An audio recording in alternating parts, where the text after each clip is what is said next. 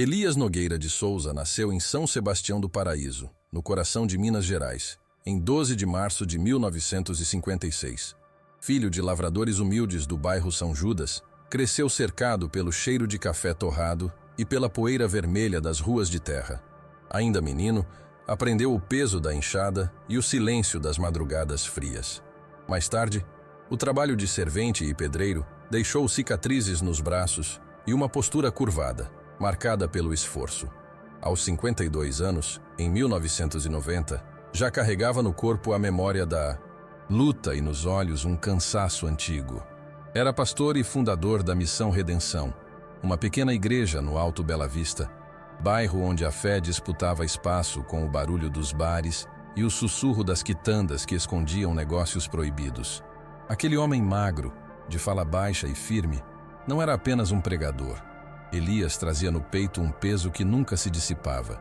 O passado de prisão, os anos dentro de celas úmidas em Passos, onde descobriu a palavra que lhe deu rumo. Daquele tempo restou o livro de Ezequiel, aberto sempre no capítulo 18, versículo 4. A alma que pecar, essa morrerá. O texto, antes farol de redenção, viraria sentença. Sua contradição maior morava ali. O pastor que pregava o perdão, mas que, por dentro, se preparava para o juízo. Um celular antigo, de tela quebrada, servia-lhe de amuleto. Era a última memória da filha Ana Clara, o último sinal de vida que recebera dela. Esse objeto o acompanhava como cruz invisível, lembrando-o, a cada vibração fantasma, da dívida que o mundo jamais pagaria. A cidade de São Sebastião do Paraíso parecia repousar em uma calma falsa. Caminhões de leite cruzavam as ruas ainda escuras às 5 da manhã, enquanto as fachadas da Praça Central brilhavam limpas, escondendo atrás de becos estreitos um silêncio carregado. No bairro Alto Bela Vista, o cenário mudava. Igreja simples, bar de esquina, campinho de terra batida e uma quitanda que vendia mais que hortaliça. O ar era abafado, pesado de poeira, como se a respiração custasse a atravessar o peito. O ventilador da igreja girava lento, rangendo como quem reza, e o tempo parecia suspenso, como se o próprio lugar aguardasse uma tragédia que já estava escrita. Elias caminhava por essas ruas como quem vigia e como quem teme. A Bíblia em uma mão, o celular quebrado na outra, e nos olhos o reflexo de um homem dividido. Para os vizinhos, ele era o pastor que se reerguera das sombras. Para os fiéis, um guia espiritual. Para si mesmo, apenas um pai mutilado pela ausência. O que poucos percebiam era o silêncio que se acumulava dentro dele. Silêncio que logo se transformaria em lâmina. A cidade prendia a respiração, e no compasso lento do ventilador, o destino começava a ranger também, pronto para anunciar que a justiça não viria das mãos da lei. O bairro Alto Bela Vista cresceu como improviso. Casas levantadas à pressa, tijolos sem reboco, escadas tortas que levavam a varandas frágeis. Crianças corriam descalças, chutando bola em ruas de terra batida, enquanto mulheres trocavam receitas e boatos na porta. O bar da esquina, sempre aberto, era refúgio de homens que buscavam esquecer o peso do trabalho e de jovens que se acostumaram a beber cedo demais. A quitanda, discreta, escondia o tráfico miúdo que se espalhava em sacolas de plástico, e ninguém falava disso em voz alta. O bairro vivia entre dois mundos, a rotina simples do interior e o segredo que rondava os becos. Elias ergueu sua igreja ali como quem planta uma trincheira. A Missão Redenção tinha paredes de cal, bancos de madeira e um altar singelo. Mas para ele era mais que templo. Era território sagrado, linha de defesa contra a noite. Nos cultos de domingo, vozes frágeis se juntavam em hinos que falavam de renascimento. Mas o eco parecia sempre disputar espaço com o som distante de risadas cortadas por palavrões. Elias pregava firme, usando palavras simples. Falava de perdão, de mudança de vida, de esperança. Mas dentro de si, já começava a desconfiar que o perdão não alcançava todos. Esperança não cabia em toda parte. Mateus, o jovem de 19 anos, se tornou sua sombra. Varria o chão da igreja, acendia velas, cuidava das cadeiras, mas principalmente escutava. Seus olhos buscavam em Elias não só a fé, mas também a coragem. Via naquele homem um espelho daquilo que queria ser, forte diante da violência que engolia o bairro. Para Mateus, a igreja não era apenas um refúgio, mas uma escola silenciosa. Cada gesto contido de Elias, cada frase dita em tom baixo, se transformava em lição. Ele não sabia, mas estava se preparando para carregar o legado que viria. No outro extremo, o bairro conhecia figuras que inspiravam medo.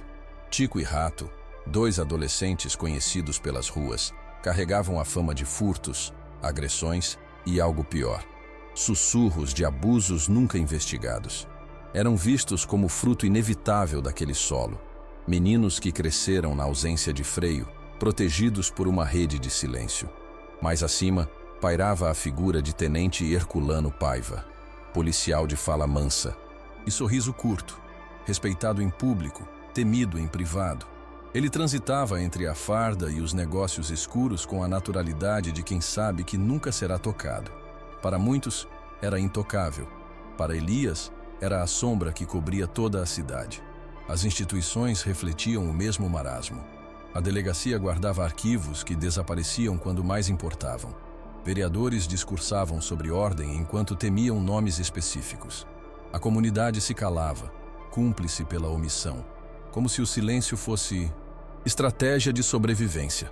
Em São Sebastião do Paraíso, a violência não se escondia apenas nos becos. Ela se infiltrava nos gabinetes, nas conversas de rádio, nas notas oficiais que transformavam crimes em estatísticas sem rosto. Esse era o cenário onde Elias caminhava todos os dias, entre fé e desencanto, entre lei e injustiça.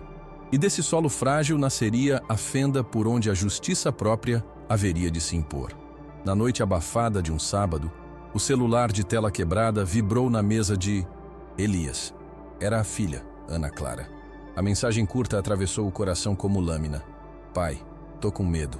Tem um carro me seguindo. Ele tentou ligar de volta, mas o sinal se perdeu naquelas ruas de terra onde a cobertura nunca chegava inteira. A cada chamada não atendida, a angústia crescia. Elias saiu correndo pelas vielas, perguntando por ela, mas só encontrou silêncio e portas fechadas. O bairro parecia engolir o grito. Horas depois, um grupo de meninos encontrou o corpo atrás do campinho de terra batida. Ana Clara jazia caída, com marcas de violência que a própria escuridão parecia esconder por vergonha. Elias chegou antes da polícia e se ajoelhou na terra dura. O choro não saiu, apenas um olhar fixo, como se buscasse resposta na noite. Quando os policiais finalmente chegaram, trataram a cena como rotina. Um delegado prometeu ver o que dava para fazer. 2 suspeitos menores foram citados por testemunhas, mas a conversa morreu rápido. O terceiro nome, sussurrado no ar, era gente conhecida. E foi assim que o caso começou a ser abafado antes mesmo de nascer. No dia do enterro, a cidade se dividiu entre presença e ausência. Uns levaram flores brancas, outros evitaram ser vistos. Elias conduziu o cortejo com a Bíblia aberta em Ezequiel 18, mas não pregou palavras de consolo. Apenas riscou o versículo com a ponta da unha, como se cravasse na pele da página a sentença que guardava no coração. A alma que pecar, essa morrerá. Ao fechar a cova, não foi apenas a filha que desceu à terra, foi também o pastor que pregava perdão. Naquela noite, a missão Redenção permaneceu de portas abertas, mas o púlpito ficou vazio. Elias se trancou no templo escuro, celular na mão, mensagem ainda iluminando a tela quebrada. Ali, fez um juramento que não foi dito em voz alta, mas que ecoou como promessa em cada parede. Não deixaria a impunidade se repetir. Se a lei dormia, ele próprio acordaria. No silêncio do templo, nascia o executor. Naquela mesma semana, Elias abriu o caderno de capa gasta que sempre carregava e escreveu na primeira página: Livro das Sentenças. Cada nome que surgia nas conversas de esquina, cada suspeita silenciada, cada olhar que desviava, ele registrava em letras firmes. O gesto era quase litúrgico. Escrever Orar em silêncio, fechar o caderno. Não havia pressa, mas havia certeza. A Bíblia seguia aberta no altar, mas agora dividia espaço com esse novo evangelho de justiça própria. As madrugadas se tornaram seu campo de vigília. Elias caminhava sozinho pelas ruas escuras. Observava carros que rondavam, anotava placas em pedaços de papel amassados. A sombra do pastor se confundia com a sombra dos becos, e ninguém percebia que a cada passo ele já não era o mesmo. A voz mansa que antes convidava à oração agora se guardava para o momento certo, e os olhos antes cansados ardiam como brasas. Mateus, sempre atento, notava o peso desse silêncio, mas não ousava perguntar. Apenas seguia varrendo a igreja, temendo e admirando o que brotava diante de si. Foi numa dessas noites que Elias abriu novamente em Ezequiel 18 e riscou com a ponta da caneta: essa é a sentença. O versículo que antes lhe fora apresentado por Adelmo na prisão deixava de ser apenas escritura e virava marca, instrumento, cicatriz anunciada. A lembrança da cela úmida agora ganhava outra função. Se lá dentro descobrira a fé, aqui fora descobria o juízo. A Bíblia, antes farol, tornava-se lâmina. O primeiro símbolo de sua metamorfose diante da sepultura de Ana Clara. Ele depositou uma flor branca e murmurou: essa será a marca. Não era apenas homenagem, era aviso. A cada justiça feita, uma flor seria deixada como testemunha muda.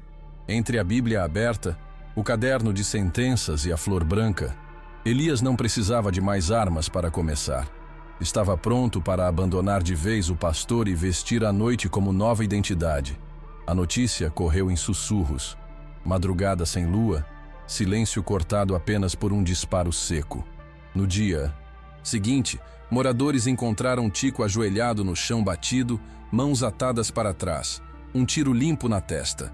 No rosto, escrito com tinta vermelha, Ezequiel 18:4. Ao lado do corpo, uma flor branca repousava como se fosse parte de um ritual. A polícia apareceu, marcou o perímetro com fita, mas ninguém parecia disposto a dar depoimento. O bairro observava de cortinas semicerradas, com medo e alívio misturados. Poucos dias depois, Rato foi encontrado no mesmo destino. Corpo ajoelhado, a mesma assinatura na testa, mas desta vez com uma foto de Ana Clara rasgada em sua mão. Não havia dúvida. Os crimes estavam ligados e a mensagem era clara. Elias pregou no domingo seguinte diante de um templo lotado. A voz firme ecoou: quando a lei dorme, Deus acorda. Não houve explicações, nem confissão. Apenas a sentença repetida no tom de quem fala de fé. As mães choravam em silêncio. Algumas traziam fotos de filhos desaparecidos ou mortos, colocando-as no altar como pedidos de justiça. O bairro mudou seu ritmo. A quitanda disfarçada sumiu, o bar fechava mais cedo, e os becos ficaram desertos antes das 9 da noite. Era como se uma nova ordem tivesse se instalado, a ordem do medo, mas também da esperança. Muitos diziam baixinho: foi o pastor. Outros negavam, mas sabiam que a sombra de Elias rondava as ruas. O ventilador da igreja girava lento, rangendo, e cada culto parecia mais tribunal que celebração. Mateus assistia a tudo como testemunha muda. Guardava bilhetes, ouvia cochichos, carregava envelopes. Sem perceber, tornava-se guardião da memória de Elias. Fascinado pela coragem, mas assombrado pelo sangue, sentia-se dividido. Às vezes queria fugir daquele peso. Em outras, desejava se tornar igual ao pastor, alguém que não aceitava a injustiça calado. O jovem, sem saber, se preparava para ser não apenas ajudante da igreja, mas herdeiro do segredo. As autoridades começaram a se incomodar. O delegado local visitou Elias com voz cautelosa, insinuando perguntas que nunca se transformaram em acusações. Havia medo no ar, mas também interesse. A morte dos rapazes, que antes seriam apenas mais estatísticas, agora sacudira o poder. As mães, que nunca foram ouvidas, encontraram no silêncio de Elias mais resposta que em anos de boletins. Cada corpo deixado com a marca era um recado não só para os criminosos, mas para a própria lei. Foi quando o cobrador de dívidas, conhecido como Neto Bahia, desapareceu. Dias depois, surgiu morto da mesma forma, ajoelhado, mãos atadas, ai, ai, ai, inscrição na testa. Dessa vez o recado era mais pesado, porque todos sabiam que ele trabalhava como braço financeiro dos negócios que circulavam pela farda. O bairro tremeu, e a cidade inteira percebeu que não era mais um ajuste local. Era guerra declarada contra a impunidade. O templo sofreu a resposta. De madrugada, tiros atravessaram a fachada da Missão Redenção, estilhaçando os vitrais improvisados. A luz foi cortada sem explicação, e a vidraça lateral foi quebrada com pedras. Mas Elias não recuou. No domingo pregou com a Bíblia aberta na luz de velas, dizendo apenas: "Eu não sou exemplo, sou consequência." A congregação ouviu em silêncio absoluto, cada palavra soando como sentença. A partir daí, a cidade inteira se dividiu. Uns viam Elias como assassino cruel, outros como herói silencioso. As autoridades tentavam manter controle, mas a população já não confiava nos boletins. Cada flor branca deixada sobre o túmulo de Ana Clara parecia multiplicar a chama. O pastor que se tornou executor agora era também mito, e sua figura crescia para além do bairro. Cruzava rádios, conversas de praça e cochichos nas feiras. O que começou como luto agora se tornava lenda. O delegado Freitas apareceu sem mandado, tentando impor autoridade com uniforme amarrotado e voz inflada. Quis entrar na igreja, revirar salas, procurar provas. Elias o recebeu em silêncio, oferecendo apenas um banco de madeira para se sentar. O delegado suava, desconfortável diante da calma do pastor. Tentou ameaçar com inquéritos, mas nada avançou. Na saída, encontrou Mateus varrendo a calçada, que o olhou firme, sem abaixar a cabeça. O gesto simples mostrava: a comunidade já não temia o fuzilamento burocrático das autoridades. Com as mortes se acumulando, a polícia militar trouxe reforços de fora. Viaturas rondavam a igreja. Soldados se revezavam em pontos estratégicos, mas a presença da farda não intimidava Elias. Ao contrário, era combustível. Durante um culto, um jovem soldado chamado Denis ficou parado na porta, fardado, ouvindo cada palavra. A homilia não era pregação, era denúncia. Nem toda cela é prisão, às vezes é altar. Denis, tocado, passou a frequentar discretamente, sendo observado com desconfiança por superiores. O círculo de Elias crescia, e o medo do sistema também. Tenente Herculano Paiva, até então distante, decidiu agir. Apareceu em reuniões políticas, deu entrevistas, defendendo ordem e acusando fanatismo religioso por trás dos crimes. Com seu sorriso de canto, parecia blindado. Mas Elias guardava um trunfo. Um boletim antigo, quase apagado pelo tempo, que ligava a farda de Paiva a abusos silenciados no bairro. A folha amarelada descansava dentro do caderno de sentenças, esperando a hora de ser revelada. As represálias aumentaram. Um áudio distorcido circulou nas rádios locais, chamando Elias de psicopata, culpando-o por instaurar o medo. Tiros voltaram a ser disparados contra o templo. Vidros quebrados, janelas marcadas por chumbo. Mesmo assim, os cultos continuavam. A cada atentado, mais gente surgia. Mães, viúvas, trabalhadores cansados da impunidade. Elias não precisava se declarar culpado. O silêncio já era a resposta. Neto Bahia, que já havia sido encontrado morto, tornou-se símbolo da quebra de equilíbrio. O poder paralelo não aceitava o golpe, e Paiva via sua autoridade corroída. A cidade mergulhava em tensão. Políticos brigavam em plenárias, comerciantes cochichavam sobre fuga, jovens desapareciam em silêncio. Elias permanecia no altar, mas sua presença já não era apenas pastoral, era convocação à guerra. O confronto deixou de ser rumor e se tornou inevitável. Elias, diante de Paiva, deixou claro com poucas palavras: a lei pode dormir, mas a sentença não esquece. O tenente, acostumado a impor respeito com farda e arma, pela primeira vez se viu diante de um inimigo que não buscava poder, mas justiça. Uma justiça que não podia ser comprada, nem negociada. Era o embate final entre fé transformada em lâmina e o poder, blindado da corrupção. O encontro aconteceu no prédio abandonado da antiga escola técnica, um espaço esquecido, com paredes descascadas e cheiro de mofo. Uma lâmpada pendurada tremia, lançando sombras que oscilavam como espectros. No centro, uma mesa de fórmica sustentava um revólver solitário, pousado como provocação. Elias e Tenente Herculano Paiva ficaram frente a frente. Não houve gritos, apenas o silêncio pesado de dois homens que sabiam que aquele instante seria sentença. A Bíblia, o caderno de sentenças e o boletim antigo estavam sobre a mesa, pesando mais que a arma. Elias abriu o envelope amarelado, revelando o documento que ligava Paiva aos abusos abafados anos antes. O tenente manteve o sorriso de canto, mas os olhos denunciaram fissuras. Não havia negociação possível. Nenhum dos dois tocou no revólver. Elias falou baixo, quase em oração.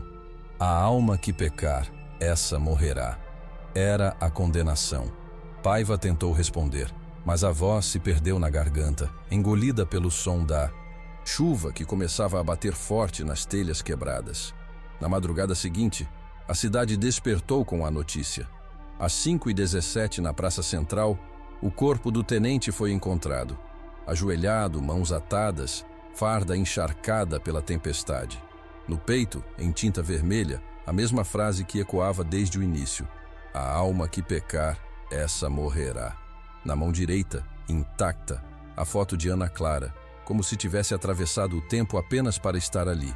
Não havia dúvida. A guerra chegara ao seu fim. A chuva lavou as ruas, arrastando sangue e poeira, mas não o silêncio que ficou.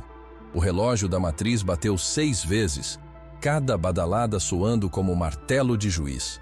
A cidade inteira, das fazendas ao comércio, sabia quem havia escrito aquela sentença. Mas ninguém falou em voz alta. Para uns, era justiça. Para outros, crime. Para todos, era fim de um ciclo. Elias não foi visto naquela manhã. Apenas o eco de seus passos pela noite restava como testemunha. Não houve manchete estampada nos jornais locais. O enterro de Herculano Paiva foi discreto, acompanhado por viaturas silenciosas e olhares nervosos. Nenhum luto oficial foi declarado. Durante dias, a cidade parecia suspensa, como se até o vento evitasse atravessar as ruas. Os bares esvaziaram. A quitanda nunca mais abriu. As conversas nos bancos da praça se resumiam a cochichos, e o medo deu lugar a uma estranha sensação de paz, não celebrada, mas cobrada como dívida paga. Elias abriu a igreja no domingo seguinte. O templo ainda tinha marcas de bala e vidros quebrados, mas estava cheio. A Bíblia repousava aberta em Gálatas 6:7. O que o homem semear, isso também ceifará. Sua voz não pediu absolvição, nem exibiu culpa. Apenas leu o versículo e fechou os olhos. O cansaço em seu rosto não era o de quem teme, mas o de quem cumpriu uma missão. No final do culto, entregou a Mateus um envelope endereçado ao jornal de Passos, murmurando: "A história precisa ser contada." Na manhã seguinte, Elias desapareceu.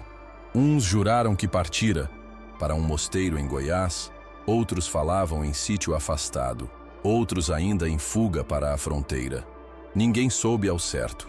Anos depois, na parede da Missão Redenção, alguém pintou com tinta grossa: "Aqui pregou um homem que conheceu o inferno e ainda assim quis falar de Deus." No altar, restou apenas a Bíblia fechada, uma chave enferrujada e um bilhete curto: "A alma que clama por justiça também precisa de paz." O nome de Elias nunca mais apareceu em registros oficiais. Para a polícia, era apenas um pastor desaparecido. Para a cidade, tornou-se mito. O justiceiro do Alto Bela Vista passou a habitar o imaginário como aviso e esperança. Havia quem dissesse que, ao sentir medo de andar na rua, bastava lembrar da flor branca deixada sobre os túmulos, símbolo de que alguém, um dia, teve coragem de cobrar a dívida que o mundo insistia em negar.